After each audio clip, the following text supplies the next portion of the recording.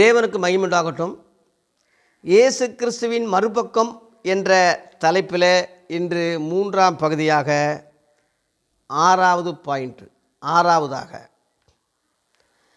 இயேசு கிறிஸ்து ஏரோது ராஜாவை பார்த்து நரி என்று சொன்னார். நரி பயல, நரின்னே ஒரு மிருகத்தோடு ஒப்பிட்டு பெரிய ராஜாவை இயேசு தைரியமாக பேசினார். லூக்கா 13ஆம் அதிகாரத்தில்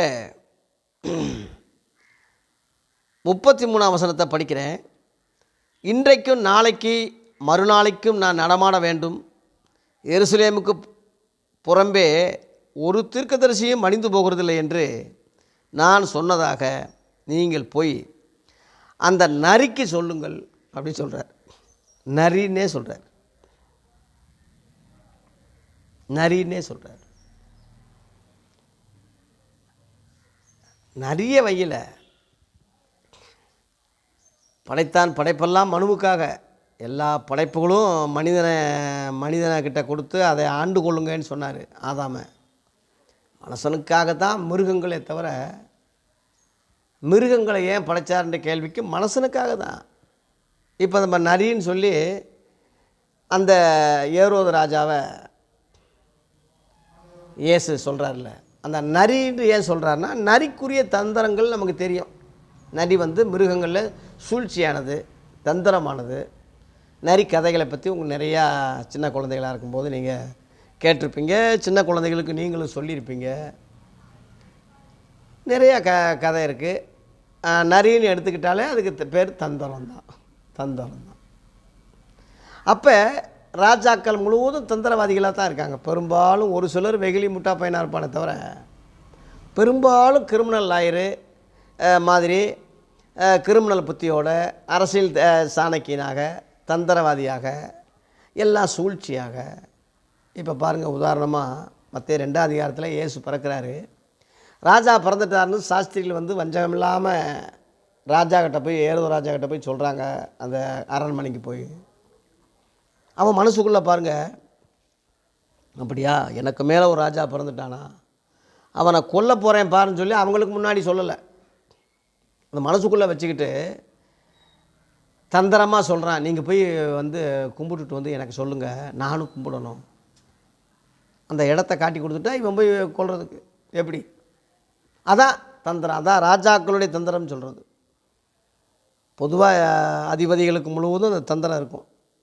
ராஜா அரசியல்வாதிகளுக்கு முழுவதும் அந்த மந்திரம், தந்திரம், சூழ்ச்சி, யுத்த தந்திரம் இல்லாமல் அவன் ராஜ்யத்தை நடத்தவே முடியாது. நேருக்கு நேர் தைரியமாக ஒருத்தன் கரெக்டாக போர் செஞ்சு ஜெயிப்பான்னு சொல்ல முடியாது. எல்லா வீரர்களும் ஜெயித்தவங்க முழுவதும் பார்த்திங்கன்னா தந்திரத்தை கையாளுவாங்க. ராஜாக்களுக்கே உரிய ஒரு காரியம்.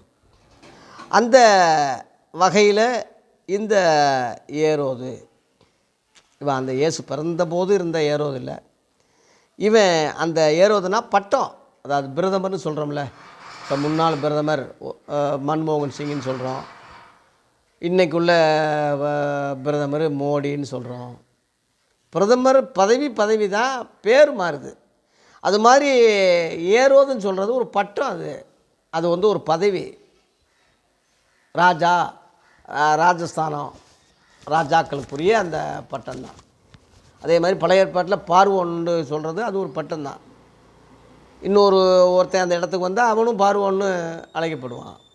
பட்டம் தான் அது. அது மாதிரி இந்த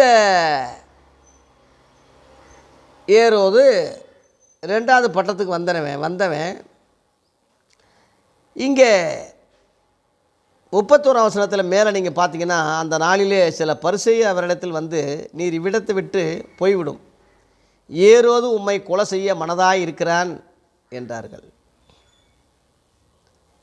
அதாவது பரிசேயர் கூட சிலர் கெட்டவங்களாக இருந்தாலும் மதவெறிகளாக இருந்தாலும் சில விஷயங்கள் போட்டு கொடுத்தாங்க. இந்த மாதிரி நீங்கள் எங்கேயே சுற்றிக்கிட்டு இருக்கீங்க, போயிருங்க, ஏரோது திட்டம் போட்டால் உங்களை கொலை செய்யணும்னு அவன். ஏன்னா ராஜா முடிவெடுத்தது தான். அதை நேரடியாக செய்யாமல் தந்திரமாக செய்ய அவன் முயற்சி பண்ணுவான். ஏன்னா ஜனங்க ஆதரவு இயேசுவுக்கு இருக்குது. அவரை ராஜாவாக்குற அளவில் மக்கள் வந்து விரும்பினாங்க. இயேசு தான் விலகி போனார். யோவான் 6:15 ஜனங்களே ராஜாவாக்க முன் வந்தாலும் இயேசு விலகி போனார். அதான் பிலாத்து கேட்குறான், யோவான் 18:36-37 இங்கே ராஜாவோ அப்படின்னு சொல்லும்போது, நான் ராஜா தான், ஆனால் என்னுடைய ராஜ்யம் இந்த உலகத்துக்குரியது அல்லன்னு சொல்கிறார்.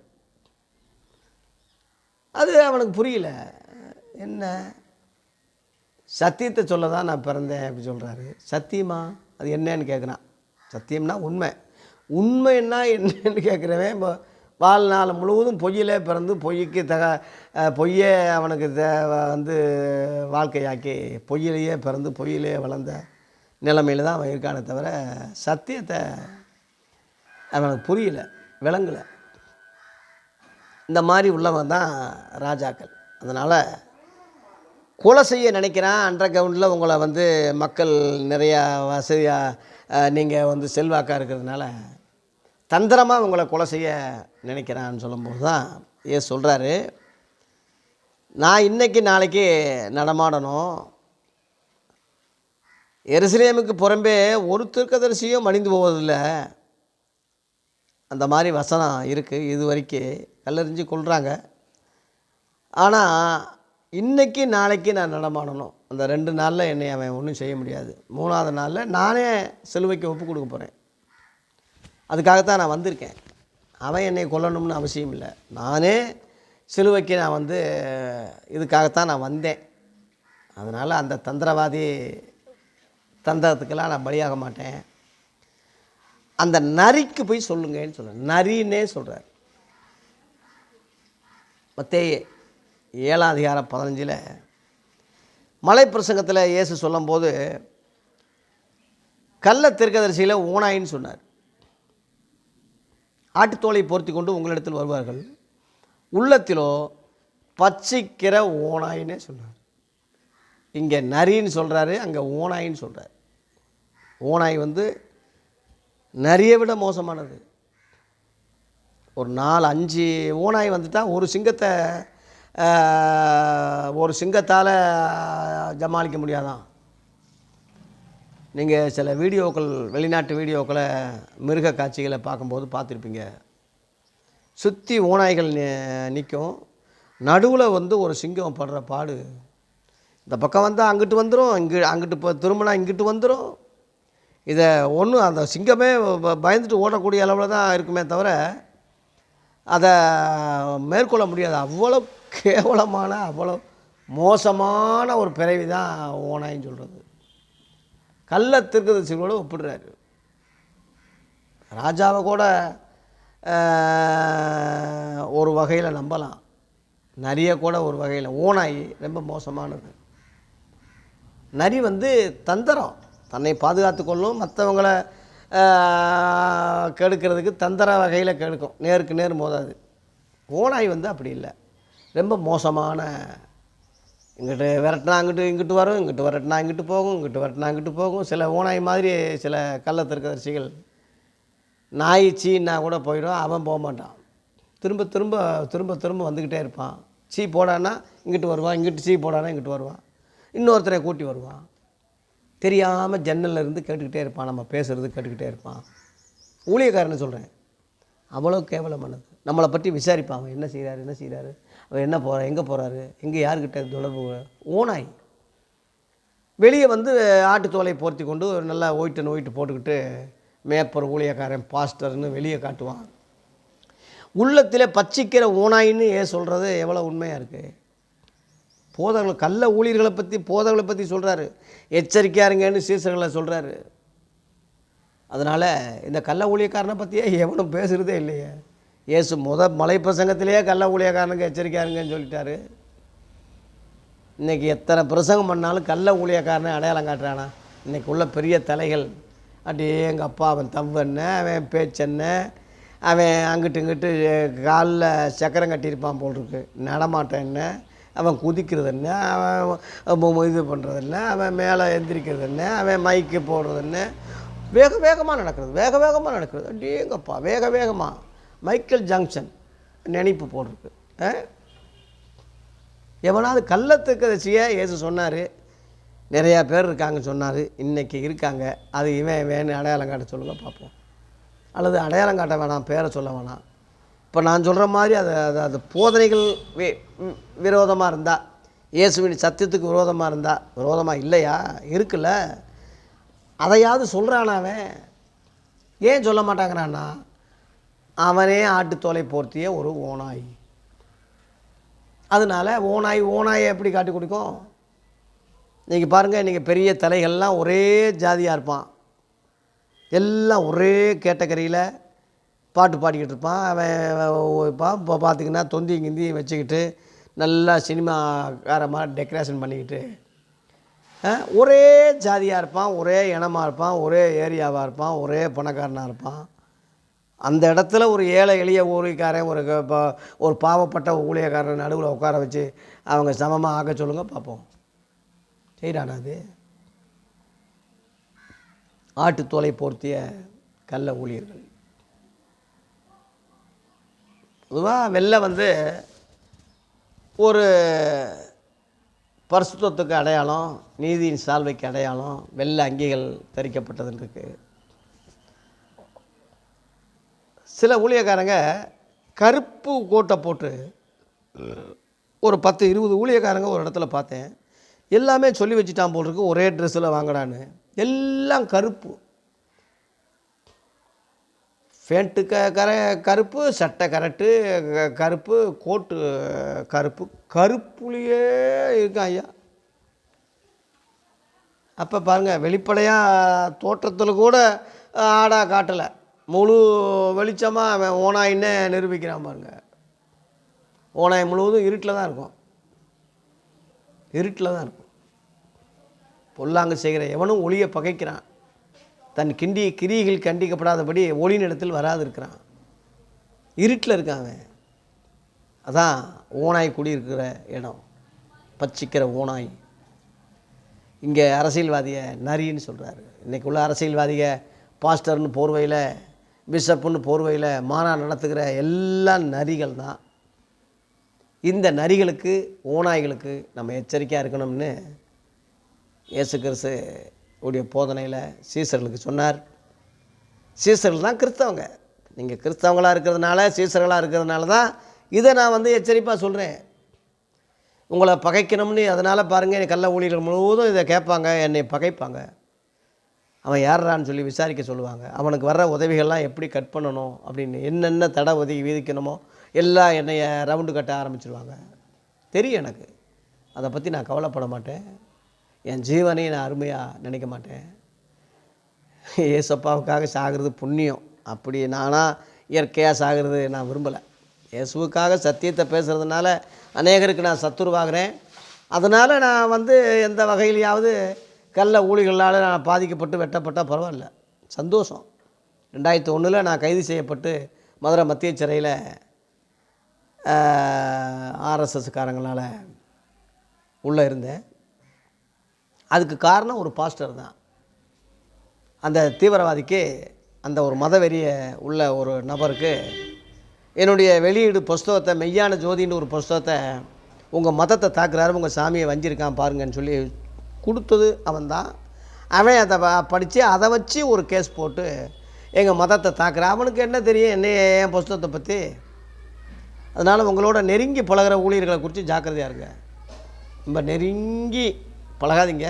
அப்படி ஒருத்தன் 1-2 இருந்தால் அவனை குறித்து எச்சரிக்கையாக இருங்க. இயேசுவோட கூட சாப்பிட்டவன் தானே காட்டி கொடுத்தான் துரோகியாக மாறினா. இயேசுவுக்கு அது தெரியும், அந்த நரி தந்திரம் முன்னாடியே தெரியும். நீங்களும் நானும் பேதைக, தெரியாமல் வஞ்சிக்கப்பட்டோம். நான் அந்த மாதிரி வஞ்சிக்கப்பட்டு தான், ஏமாற்றப்பட்டு தான் ஜெயிலுக்கு போனேன். 2வது என் மனைவியால் ஜெயிலுக்கு போனேன்.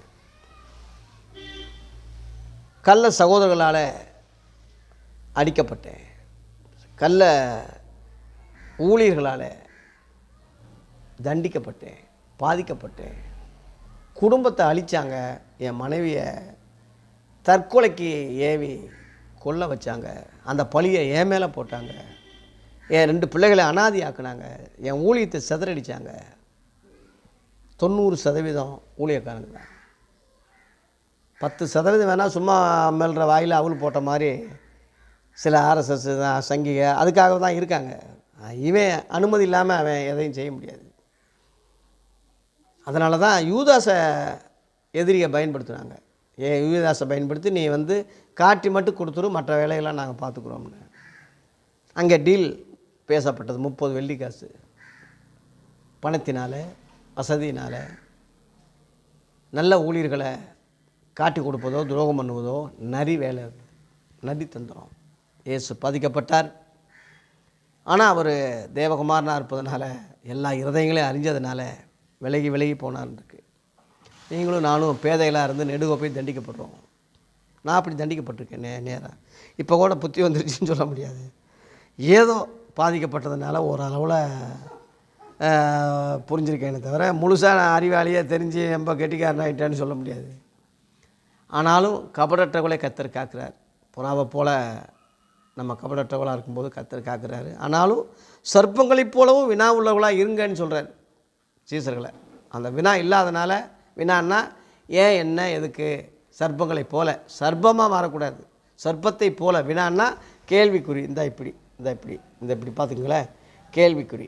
பாம்பு இப்படி நிற்கும், சர்ப்பம் கேள்விக்குறி. அதான் கேள்விக்குறி இப்படி போடுறாங்க.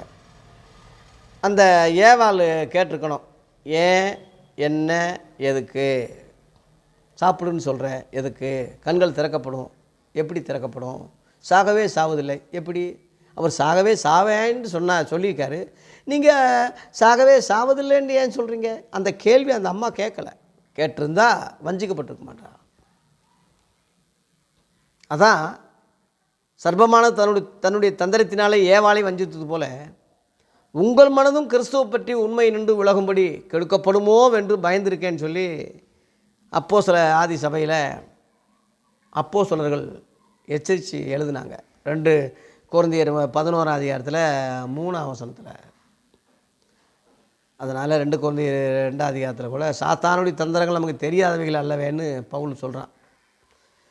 எபேசியர் 6:11 பிசாசின் தந்திரங்களோடு எதிர்த்து நிற்க நீங்கள் திராணி உள்ளவளாகும்படி தேவனுடைய சர்வாதி வர்க்கத்தையும் தரித்து கொள்ளுங்கன்னு சொல்லி சீசர்களுக்கு, அதாவது விசுவாசிகளுக்கு ஆதி அப்போஸ்தலர்கள் எழுதுகிறாங்க. அதான் இயேசு நரின்னு சொல்கிறார்.